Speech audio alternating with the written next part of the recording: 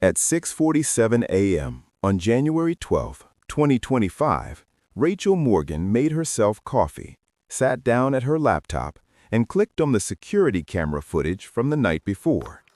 She'd installed the camera 3 days earlier after someone broke into 2 apartments in her building. Just a precaution, just to feel safer. The timestamp showed 2:14 a.m. Her bedroom. Empty bed, sheets tangled from where she'd been sleeping. Normal. Then a figure stepped into frame. A man, standing at the foot of her bed, perfectly still, just watching her sleep. Rachel's hand froze on the mouse. She checked the timestamp again, 2:14 a.m. She fast-forwarded. The figure didn't move. Still there at 2:30. Still there at 3. Still there at 4:47 a.m. 3 hours and 33 minutes, standing motionless, watching. At 4:47, the figure turned and walked out of frame. Rachel checked every door, every window in her apartment, all locked from the inside. The deadbolt she'd engaged before bed was still engaged. The chain lock was still latched. No one could have gotten in. No one could have gotten out. But someone had been there. Let me back up to where this actually started. January 9th, 3 days before Rachel watched that footage.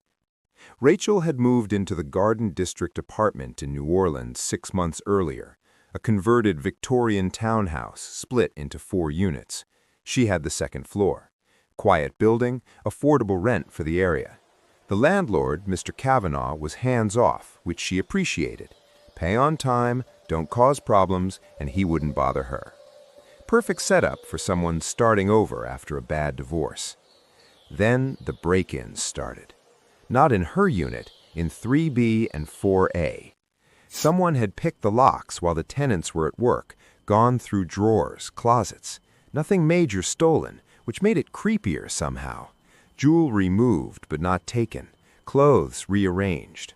One tenant found muddy footprints leading from their front door to their bedroom and back out again, like someone had just wanted to walk through. Police took reports, dusted for prints, found nothing useful, told everyone to get better locks, install cameras if they were worried. So Rachel did. She bought a basic motion-activated camera from Target, set it up on her dresser facing the bed, and connected it to her phone. Started recording every night when she went to sleep. The first 2 nights, nothing. Just her tossing and turning, getting up once to use the bathroom, coming back to bed. Normal, boring, exactly what she'd hoped for. The third night was different. When Rachel saw the figure on the footage that morning, her first instinct was that the camera had malfunctioned. Software glitch, motion detection, picking up shadows or reflections and interpreting them as a person. She watched it again, zoomed in. Not a shadow, a man. Average height, maybe 5'10", wearing dark clothes, jeans, a dark hoodie, hands hanging at his sides, face partially obscured by the hood, but she could see enough. Caucasian, maybe late 50s, gaunt features. He stood at the foot of her bed with the stillness of someone in a museum studying a painting. No fidgeting, no shifting weight, just absolute focused attention on her while she slept. Rachel's skin crawled. She checked her apartment again, methodically this time. Every window locked, every door locked. The fire escape outside her bedroom window was accessed from the outside only. You'd need a ladder to reach it from the courtyard below. She called the police. The officer who came, Detective Laurent, was professional but clearly skeptical. He watched the footage, walked through the apartment, checked the locks himself. "Ms. Morgan, I'm not seeing any signs of forced entry." "I know, that's what I'm telling you. The locks were engaged when I woke up, but someone was in here. Could someone have had a key?" "The landlord changed the locks when I moved in. I'm the only one with keys besides him." Laurent made a note. "We'll follow up with your landlord, make sure there aren't any copies floating around. In the meantime, I'd recommend—" "I need you to believe me," Rachel interrupted. "I'm not imagining this. He was here." Laurent looked at her for a long moment. "I believe someone was in your apartment, ma'am. What I'm trying to figure out is how." The answer to how came from an unexpected source: the building's history. Rachel started digging after Detective Laurent left. She couldn't shake the feeling that she was missing something obvious. If someone could get in and out without breaking locks, without leaving traces, then either they had a key or there was another way in she didn't know about. She Googled the address, 1823 Prytanea Street. The building had been a single-family home until 2019, when it was converted into apartments. Original owner, Gerald Hartwick. He'd lived there 43 years before selling to a property development company. Except selling wasn't quite accurate.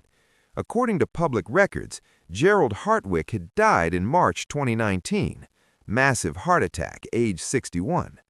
The property had passed to his estate, then been sold to pay off debts.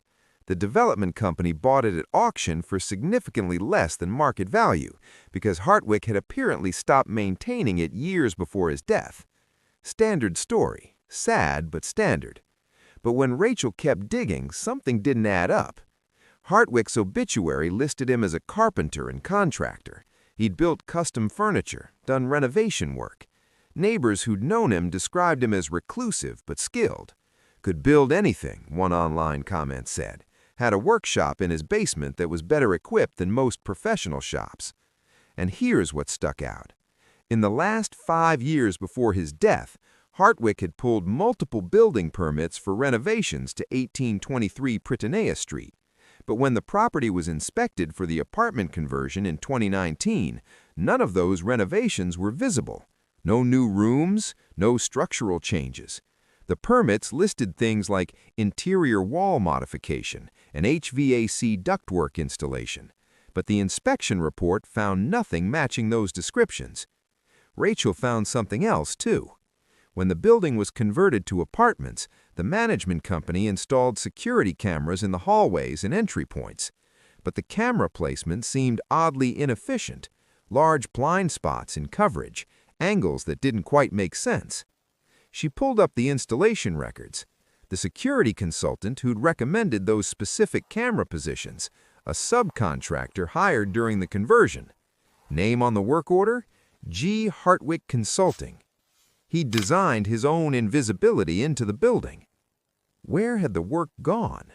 Rachel called a friend from college, Tom, who worked in architecture. She described the situation without mentioning the camera footage, just asked if it was possible for someone to hide renovations during a property inspection. Absolutely, Tom said, if you know what you're doing. Inspectors are looking for code violations and structural integrity. If you build something that doesn't interfere with load-bearing walls and doesn't create safety hazards, and you're clever about hiding access points, yeah, you could absolutely have hidden spaces an inspector wouldn't find. Hidden spaces, Rachel repeated. Like a room? Sure, there are documented cases of people discovering hidden rooms in houses decades after purchase, usually built during Prohibition for stashing liquor, or during the Civil War for hiding escaped slaves. But modern versions exist too. Panic rooms, secure storage, sometimes just privacy. Rachel hung up and stood in the middle of her apartment, looking at the walls with new eyes. Her bedroom shared a wall with the apartment next door, 1B, which had been vacant for the past month. She'd assumed the wall was just a standard partition. But what if it wasn't? She started measuring. Her bedroom was roughly 14 feet by 12 feet. She measured the hallway outside, then the exterior wall of the building based on window placement. The math didn't work. There should have been 18 feet of space between her bedroom wall and the exterior wall of the building. But her bedroom was only 14 feet deep and the hallway was 3 feet wide. 1 foot unaccounted for. Except this was an old Victorian. Old buildings had thick walls, weird structural quirks. Or they had spaces that weren't supposed to be there. Rachel pressed her ear against the bedroom wall and knocked. The sound was hollow, not the solid thud of a wall backed by another apartment, but the echoey knock of a wall with empty space behind it. She knocked again, harder this time, moving along the wall. Solid, solid, solid, hollow. A section about 3 feet wide, running floor to ceiling, and when she pressed her palm flat against it, she felt it. Air movement, the faintest current of air coming from somewhere along the baseboard. Rachel called Detective Laurent back, told him what she'd found. He arrived with 2 other officers and a building inspector within an hour. The inspector brought thermal imaging equipment. When he scanned Rachel's bedroom wall, the screen lit up with heat signatures. Not just the wall, what was behind the wall. "There's definitely a void space here," the inspector said, "and there's a heat source inside it, either active HVAC, which shouldn't be there, or someone's in there right now," Laurent finished. They evacuated the building, called in a tactical unit, secured the perimeter. Then they started looking for the entrance. It took 20 minutes to find, not in Rachel's apartment, in the vacant unit next door, 1B, behind a false panel in the bedroom closet that looked like the back wall, but was actually a door. No handle, no hinges visible from the outside. It opened with a push latch mechanism hidden behind a loose section of baseboard trim. The kind of thing you'd only find if you knew exactly where to look. The tactical unit went in first. What they found was a fully furnished living space, roughly 8 feet by 16 feet, narrow but functional.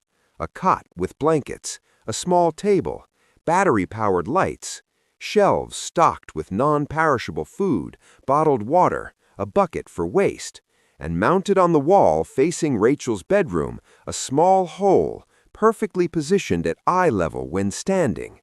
A peephole, drilled straight through the wall into her bedroom. And sitting on the cot, calm as if he'd been expecting them, was Gerald Hartwick, very much not dead. Hartwick didn't resist arrest, didn't lawyer up immediately. In fact, he told the whole story like it was the most reasonable thing in the world. He'd been drowning in debt, medical bills from his wife's cancer treatment. She died in 2017. Credit cards maxed out trying to keep up with the house. He was 61, too old to rebuild, too broke to retire, and facing foreclosure. So he built his solution, literally. Over the course of 2 years, he'd constructed a hidden room in his own house, used his contractor skills to make it invisible, ran minimal utilities from taps he could access without detection, made it comfortable enough to live in long term. Then he faked his death, hired someone to find him collapsed in his workshop, called 911, sold the story, had a death certificate issued, let the house go to auction through his estate, which was handled by a lawyer who thought Hartwick was actually dead. The development company bought it cheap, converted it to apartments and rented them out, and Hartwick moved into the hidden room he'd built in his own house, lived there for 5 years, accessing the rest of the building when tenants were out, using their utilities sparingly, staying invisible, until Rachel installed a camera. "I got careless," he said during the interrogation. Detective Laurent played me the recording later. Hartwick's voice was flat, emotionless. "I thought she was a heavy sleeper. I'd been watching her routine for months. She never woke up when I checked the apartment." "Checked for what?" Laurent asked. "To make sure everything was still mine. This is still my house. They live in it, but it's mine. I built it. I know every board, every nail. They're just borrowing it." The psychological evaluation came back with a diagnosis: delusional disorder with elements of obsessive-compulsive behavior. 5 years of living in a crawl space, convinced he still owned a house he'd legally forfeited, had done damage that wouldn't be easily undone. Gerald Hartwick was charged with stalking, trespassing, identity fraud, and half a dozen other offenses.